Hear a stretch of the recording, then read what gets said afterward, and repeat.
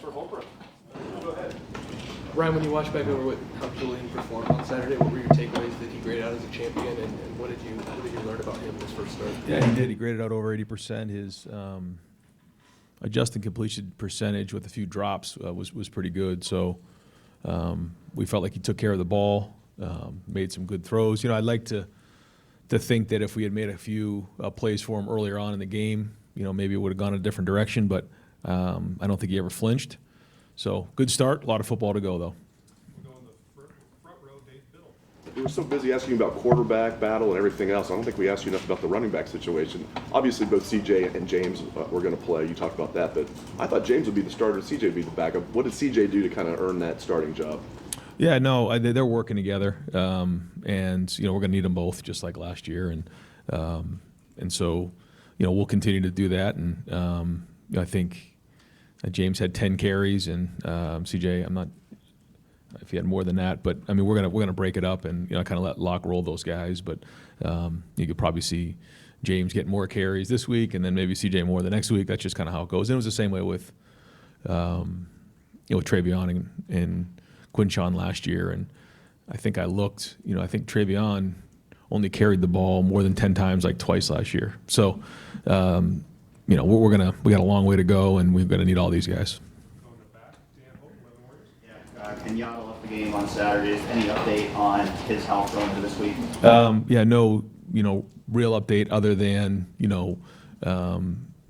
he is working towards getting back to play this game. Going to the front row, Austin Ward. Right, I know that you never want to disrespect any opponents, but with Texas now in the past, it seemed like training camp was all designed towards winning an opener. With what you have with the next two opponents and then the off week, is there any way that you may or may not tweak practices to treat this like training camp, rotate games? How does this schedule and the way week one went for you change the next couple of weeks at all? Yeah, well, I think to your point, that was the focus, and now we got to grow. We got a lot of work to do, a ton. After you come down from the emotion of the game, you get back on the film and you get to work, you just realize that there's so many things that we got to improve on. And that's what the focus is going to be, regardless of the opponent. And, you're going to hear, the coach speak of it always is about us, but that is true. I mean, we're holding ourselves to a high standard. I think coming out of the game, we were able to build some confidence, and I think we're able to build some confidence moving forward with some guys who hadn't played a whole bunch of football. Looking back on last year's team, that starting 22, I think, had almost 700 total starts under their belt. And so when you have a bunch of guys coming in who don't have that same experience, it's different. And so I think coming out of that game, they realize they can play with anybody in the country. That being said, it is a long season. There are so many corrections that need to be made. There's a lot of improvements that have to happen in all three phases. And so, that's going to be the thing as we get back to work here. We got a team meeting at 2:30. We're going to get into our game week routine because leading up to the first game typically isn't always like a game week routine. So a lot of things to work on. And again, when you have guys who are a little bit more inexperienced, who haven't done it before, now, okay, we've won a game, but now we have to get in a routine and start bringing it every week and the consistency of what comes with that. Because again, our goal is to play all the way through January. Second row, middle, Bill Landis. Ryan, the first fourth down play where Julian threw it to Max and Max dropped it, Jeremiah was open. It seemed like he had three guys open on that play, and then you talked with him a little bit after that play. I'm just curious about the feedback you got from Julian on that play and throughout the game, and what you thought of what he was seeing and what you were seeing. Yeah, I thought the design was right there. I think what you want to do with a young quarterback, sort of in his first start and his first big spot right there on fourth down, is what did you see? And he said he felt the backside safety sort of running to the middle of the field. Back on film, you see him sort of running over the top on Max. Made a ton of sense to me. The fact that he thought he was running to the middle of the field in a single high look. And then, he got his feet, quickened up his feet, and put the ball on Max. It was towards the sideline, so maybe we would have liked it a little bit sooner. He was really selling the action, you could tell. So maybe, had another step or two in the fake that he could have snapped around a little bit faster, which would have allowed him maybe to see it a little better. But I thought he threw a heck of a ball. I mean, this is his first start ever. We got to help him out. And it's good to see he and Max connect on a pass later on. But But it was a good route by Max. Jeremiah was flying. I thought the design was right. And we're trying to be aggressive early in the game. And, you hit that, who knows what happens. But that's a game of football. You got to, move on, which I thought we did and he did. But, when you ask them, what did you see? And you get something that makes a lot of sense, especially when you're looking at the iPad, that helps. I do think for a young quarterback, having that iPad and actually watching the film on what you actually saw and then comparing it to what was on the film does confirm some things in your mind where in the past, you wouldn't know what that looked like until you actually got on the film the next day or after the game. So I think we use that to our advantage in this game. You used the word with Brian after the game about his play calling that it was unselfish. As a coach, when do you kind of notice that in your career you learn to coach unselfish? And how important is it to realize that you may not be able to dictate a game and that you used the mantra just win last week? Like, we may have to get away from our game plan and 14 might have to be enough. Yeah, I can't sit up and say to you guys that the number one goal is to just win. If it's 14-7, we have to be really, really excited about that. I think, in college football and, before there was the playoff system, but even still now and just being, at a place like Ohio State, there's certain things that, there's quote unquote, the look test and style points, which is a pretty dangerous place to go sometimes because the number one goal is to win. And if you get too worried about that, that can cost you a game. And so, especially in a game like this, the number one thing was to win the game. We wanted to establish an identity in terms of playing physical. I think you saw that. I think guys played hard in this game. I thought there was a physicality to the game. The execution's got to improve. We need to be more explosive on offense for sure. And I think you have to try to identify in the game what you're dealing with, and I think that for me is important. I do think the last drive when it was 14-7. I do think at that point, we need to be a little bit more aggressive right there. That first run didn't quite hit right, and then, they played man on second down and kind of hemmed us up, and then we're in third and long, which is bad, especially with an incompletion right there. So, I liked everything we did. I'm a part of that, so I'm being self-critical. That last drive, we got to go win the game in that moment. That being said, you got a young quarterback, so you got to keep all those things in mind, but at the end of the day, you just got to win the game and then move on and grow from there. But we know where we need to go, what we need to do, and so that's where we're going to work today. Fourth row middle, Patrick Murphy. Ryan, you talked before the game about how many times you sort of envisioned this game in your mind. How much did it play out like you thought, and how much maybe does what you thought before the game sort of dictate what you did during the game, if that makes sense? Yeah, I think if we felt like we were getting off the field on defense and playing good defensively, we wanted to limit the possessions that they had, which I think we did. Certainly that long drive, we ate 8 minutes off the clock. They used to say that like time of possession is one of the most overrated statistics. So not really, not when you're in a game like that and you're trying to keep a really good offense off the field, really good players. Once you get into halftime, that's kind of when you start to figure out, all right, where are we? We're up by 7. We feel like we're playing good on defense. We are getting some movement, up front. We're playing physical on offense. At some point we're gonna have to take a shot or two, and then see what happens there in the first 4 minutes of the third quarter. Didn't like the way we played in the first 4 minutes of the third quarter. We can do better there. There's a lot of things that we can execute better, and if we do, again, the game can change real fast. I thought we won. We talk about the middle 8. We won those first 4 minutes, but we didn't win those second 4 minutes. So we deferred, and we got the ball to start the second half, and I thought we could have done better there. So going back through the film, a lot of corrections we need to make to get better, and again, that's all great lessons to learn coming out of a win against an opponent like that. But nonetheless, the issues are still there. Go to the left, Joe Nugent. On the touchdown pass, what did you make of the effort by Will Kazmarek? It looked like he had his hands full, but certainly got the job done. Yeah, that wasn't the only play that he had where he was playing really physical in this game. Will has really established himself as a really strong in line, on the ball tight end. And you've seen him make some plays down the field, catching the ball. And so that room is strong. You can see we played with multiple tight ends in this game. And whether it's he or Bennett Christian or Jelani Thurman, Max Clare, Nate Roberts, we feel like we have some guys that, we can build some different groupings out of. And that gives us a little bit of a change up there. So,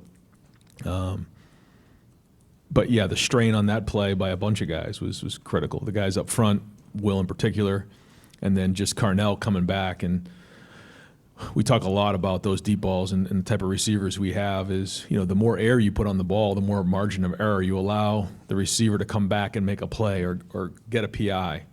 When you throw a flat ball there, you got to be on the money, and you got to be exact. And when we're in those one-on-one situations, we've got to give our guys a chance. So we've got to put air on it. We got to give them a chance to go get it. Feel free to get out in front of them, make a great ball. But if you do and you miss a little bit underneath, these guys have a chance to make a play. It's exactly what happened. And for Carnell to make that spot in that moment was big for us, and certainly allowed us to go up by 2 scores and give us a little bit of room in the game. Second row on the aisle, Jeremy Birmingham. Ryan, you've talked a lot in the last month and a half about identity of this team, and I wonder if the Texas game is such an anomaly because of the long lead-in time and what comes after it. Do you feel any closer to knowing what the identity of this team is? Yeah, I think the first thing is what we talked about in preseason was the competitiveness, the grittiness. I think you saw that on Saturday, the way that our guys competed. I thought the way that we fought in the trenches. I thought the way that we tackled. I thought the way we blocked. I thought the way we ran. You could see all that, and that's a great start. Was it all perfect? No. Do we need to play even harder? Yes. The execution, the details, the fundamentals, we got miles to go. It's not going to be good enough to where we need to go. But that's certainly something to build off of. And if that's going to be our identity, then we're going to have a chance. Were you surprised by the defensive execution as clean? I mean, from our vantage point, it was pretty clean for a season opener. Was it installing a new defense coordinator, all the other changes? Was that a surprise to you? Well, I think it was a very well thought out plan, but these weren't all of a sudden brand new coverages. There's only so many coverages you can play. You can play 1, 2, 3, 4. I mean, there's only a few of them. And when you're talking about great coaches like Tim Walton, Matt Guerrieri, James Laurinaitis, Larry Johnson, I mean, these guys know our players and they know how to coach. So, when Matt comes in and kind of, has some wrinkles and different thoughts on how we want to attack it, they all work together in there.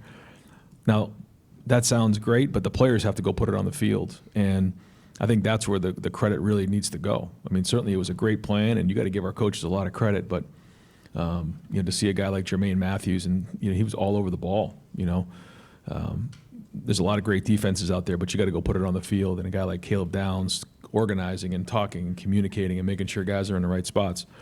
The guys up front fighting their tail off. Arvell and Sonny filling the holes, Peyton Pierce.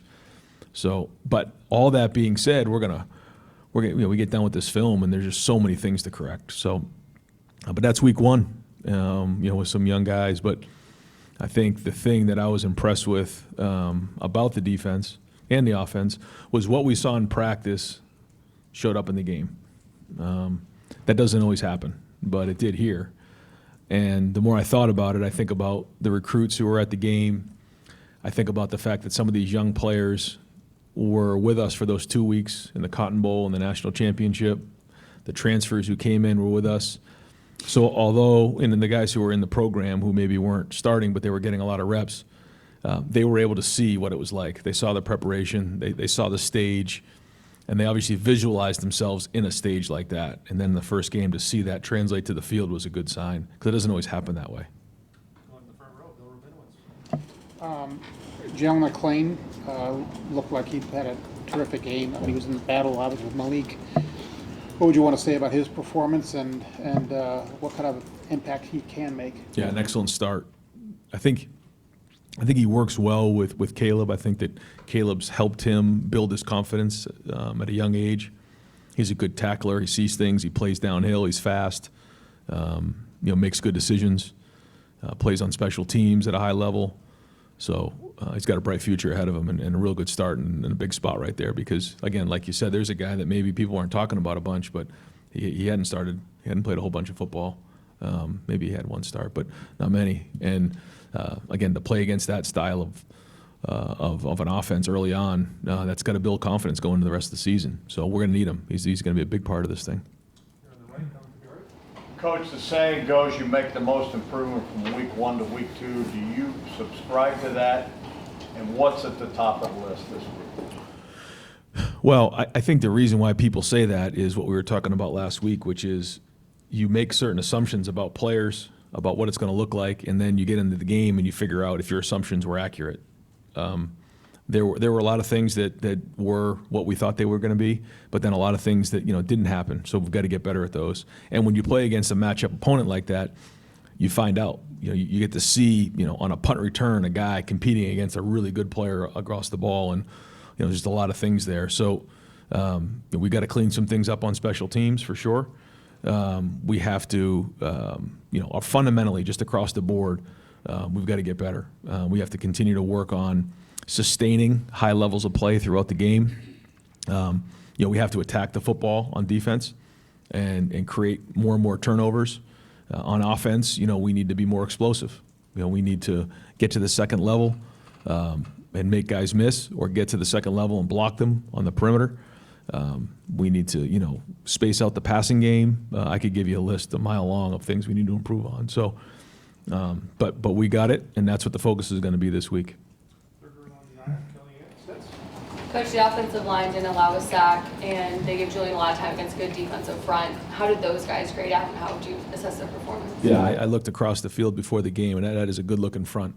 And I thought for Austin starting, at left tackle, Phil right tackle, I thought Carson, Luke, the guys, I thought they played well. Was there some inconsistencies? Yeah. Was there some looks that they gave us that we weren't prepared for? Yes, for sure.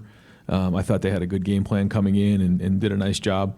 But I thought if you just watched our play, you watched how hard we played, there's something that we can build off of. And I think watching their reaction after we scored the touchdown on 4th and 1, watching the way they were finishing plays downfield, there's a grittiness to that group that, again, is a great foundation.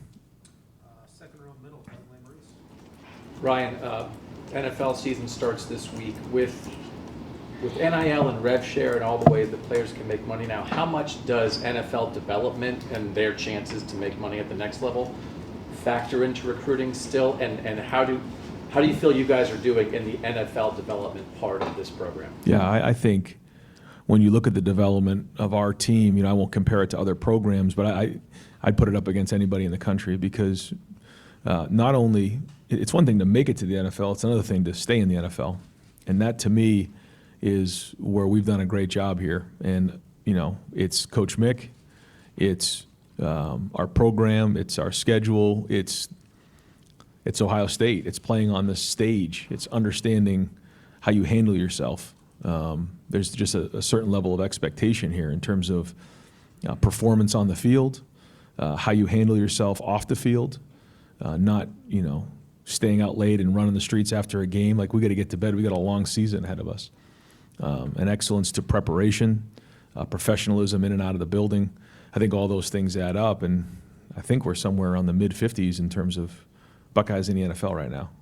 Maybe there's other teams that have more, but the guys that we have, you're just really proud of what they've done. And you see some of the guys, that have been in the NFL now going on, a decade, and then you have some of those new guys who are really excited about making a difference. But the feedback we get from our players is that when they get to these clubs, they're ready to go because of the structure here, how we do things. The stage isn't too big, but just also understanding the offensive scheme, the defensive scheme. You're going to be in an NFL style offense, defense, and special teams when you're here at Ohio State. So, and you're going to be coached that way. So all those things add up to guys doing well once they're there. And when you talk to NFL personnel, they know what they're getting when a Buckeye goes on their team. And we've just got so much great feedback about our players year in and year out. I've got time for just a couple more. We'll go to Steve Beans. Quarterback battle #1 team in the country week 1. You're trying to find new leaders. There's just a lot of new, and because of that, maybe it wasn't easy to find an offensive identity when you're focused on all of those things. We're talking about you want to see a little bit more aggressive. Do you almost, regardless of who the opponents are the next 2 weeks, from Hartline, from Julian, do you want to see a level of aggression from them and maybe how they approach these next 2 games, even if it, whatever, regardless of what the score is going to be, just so you can start to build whatever this team is going to look like with Hartline as a play caller and Julian Sanders as your starting quarterback? Yeah, I think we all want to be explosive, and we need to create more explosive plays. But when you really look at the way the game played out, when we didn't convert the 3rd and 4th down at midfield, then we get pinned inside the 10-yard line. And if we're not, in those moments, going to be aggressive down there, it's a long road to score a touchdown all the way down the field when you have a young quarterback where, you're pretty much trying to keep the ball in his hand for a short period of time or trying to run vertically against a team that has very good team speed going sideline to sideline. And so we found ourselves backed up a lot. One time on a 1-yard line, and when you're in those moments, you have to be very, very careful with the football. And you get a little limited in what you can do with this type of defense, with this type of quarterback, with everything going into play. Then you look at, sort of how methodically we played the game. I think we only had 4 possessions in the first half. I mean, possessions were limited. You add all those things up together, I mean, that's what you got when you have a couple early drops. We did have a penalty, and then there you go. Late in the game, we had one drive where, we on purpose wanted to eat up time. I think we ate 4 minutes off the clock, got a first down. We were really moving really slow there. So that's really what played into the game. Now, like you said, moving forward, yeah, we know we have to be more explosive. Yeah, we need to get the ball out in space and do those types of things. But that's all part of the journey with this group. And the first goal was just win the game and find a way to do it. We've got time for 2 more. We'll go to front row, Julie Coffey. What led ultimately to Phil Daniels getting the start over Ethan there at right tackle? What did he do to show you that he could start over Ethan, and then is that plan moving forward? I think Phil coming out of the game, and Austin, both were the first starts here, playing against a really talented, edge rush guys and Simmons and Moore and the guys that they have. It was good. To answer your question, it was consistency. Yeah, I think Phil plays with an edge, and he's been very, very consistent at that position. Ethan is still going to be an important part of our front, and right now, he's kind of swinging between right guard and right tackle, and so he'll continue to play, and we'll keep working through those things. But in this game, we thought that gave us the best chance to win. Wrap it up with Cameron T. Brian, it seemed like Matt did some different things in this front than maybe you guys had done in the past couple of years. When you, from an offensive perspective or offensive play call perspective, when you already have to come on the field and say, where's Tatum Downs? When you can also mix in a guy like Arvell who did so much, how much more difficult does that make it for quarterbacks and offensive coordinators who know what you guys are doing on the front? Well, those 2 guys in particular that you mentioned both have versatility. Arvell, but you look at Sonny, then you look at Caleb, and you see guys who can do multiple things. Then it becomes harder to recognize how you're being attacked. And, I thought Texas did a nice job, with some of their guys and what they were doing, very similar. But yeah, the more versatility you have, then the harder it is to peg down what exactly is going on in that play. And, I think our guys take a lot of pride in being able to disguise looks pre-snap and then give different looks post-snap, which again is all good, but you got to execute them. And the coverage and rush have to work together. I thought the coverage was very good. There were some things we got to get better at, but I thought we did a nice job of for the most part keeping the quarterback in the pocket and not letting him just get out of there. He did have a couple, but you didn't just see wild rush lanes, and that's unselfish as well because you did see some drop 8 where you saw some guys in coverage. They're not in that moment rushing the quarterback, and then you saw some guys push the pocket and sort of hold their lanes as opposed to just wildly running up the field after the quarterback. That was all part of the game plan. And so, when you're unselfish and you're not worried about your statistics, man, you can play great team defense. But that takes a bunch of buy-in from everybody. And so we're going to need that moving forward based on what the game plan is going to be. All right, Coach, thank you. All right, guys, thanks.